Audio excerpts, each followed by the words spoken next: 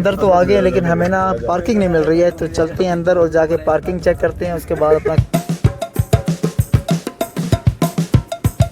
ला इलाहा इल्लल्लाह मुहम्मदुर रसूलुल्लाह। चल भाई मुसलमान हो गए हैं, रोटी लगाओ। सामने वो कैंची पुल है। अब इसके बाद हम एक्सप्लोर करेंगे 7 सहेलियों का मज़ार।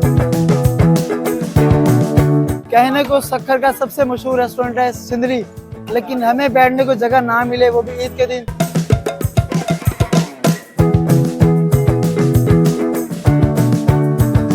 हेलो दोस्तों, मेरा नाम है आमिर और मेरा शौक है नई चीज़ों को एक्सप्लोर करना और उनसे एक्सपीरियंस हासिल करना और अपना एक्सपीरियंस लोगों तक शेयर करना। तो मिलते हैं आज के इस वीडियो में। लोकेशन पर जाने से पहले कपड़े चेंज कर लें। और कपड़े चेंज करने क्यों ज़रूरी है?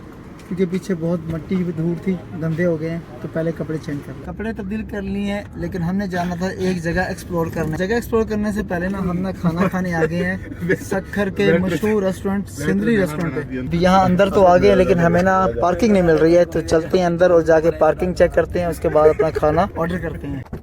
हाँ भाई चलिए। ला इलाहा इल्लल्लाह मुहम्मदुर रसूलुल्लाह। चल भाई मुसलमान हो गए हैं, रोटी लगाओ। ये जी सिंदरी रेस्टोरेंट, आप रश चेक करें।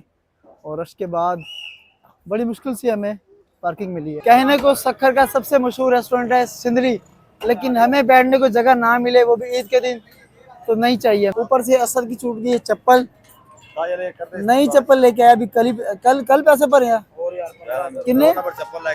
1500 भरे हैं और एल लग गई है चप्पल। सदा कितनी देर लग जाएगी? 5-10 मिनट लगेंगे सर। भूख भी हमें बड़ी जोर की लगी हुई है, लेकिन असल की चप्पल टूट गई है। असल की चप्पल सिलाई करवा लें, फिर खाना खा लें। अब खाने के लिए हमने नेक्स्ट लोकेशन डाली है। आतिफ क्या नाम है? रॉयल ताज की, यार पता नहीं क्या नाम है उसका। रॉयल ताज के नाम से मिलिट्री रोड पे है सक्खर में रेस्टोरेंट, वहाँ खाना खा लें। फिर हम चलेंगे सक्खर की नए लोकेशन पे जिसे हम एक्सप्लोर करने आए।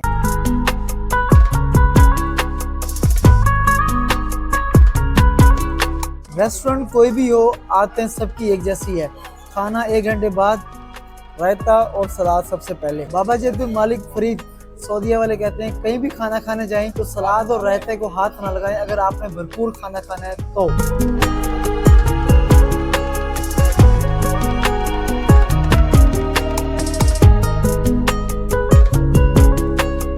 ओए होए ओए बिलागा। आतिफ 4 बंदे ने खाना खाता है। किसी और ने खड़े ना नहीं जिथे खड़ी की लो। अभी हम खड़े हैं दरिया सिंध के किनारे, कैंची पुल जिसे कहते हैं, लेंस डाउन ब्रिज के बिल्कुल सामने। आतिफ चला ना बैठ।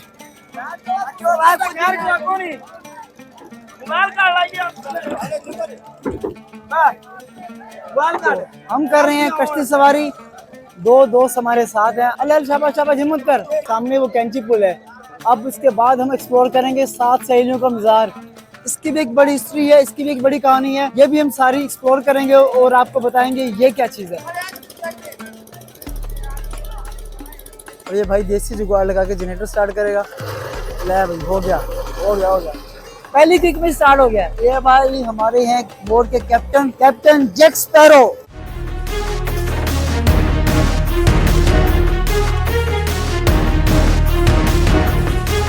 सिंध की ज़राई 8 लाख एकड़ ज़मीन को आबाद करने के लिए ये वाहिद ज़रिया दरिया सिंध है जो अपने अरूज की आखिरी सांसें ले रहा है। दुनिया भर में मौसमियाती तब्दीलियां हो या दरिया सिंध पर बनाई जाने वाली कैनाल्स इस दरिया के अरूज को ज़वाल की तरफ लेकर जा रही हैं। दरियाओं के ज़वाल के असरात आने वाली नस्लों को ज़रूर भुगतना पड़ेंगे।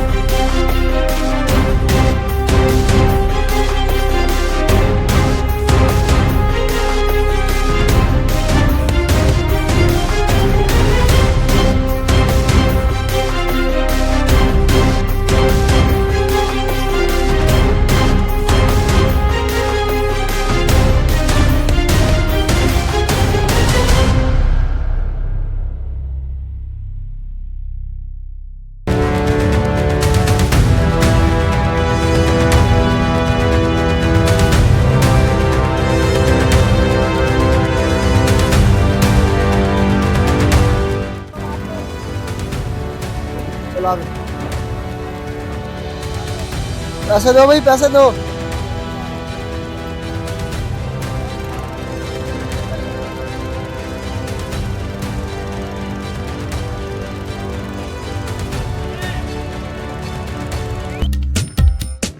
ग्रैसिन सखर के मकाम पर 7 सहेलियों या 7 सिस्टर के नाम से मशहूर मज़ार है, जिसे मुकामी ज़ुबान में सत्यां जो आस्ताना भी कहते हैं।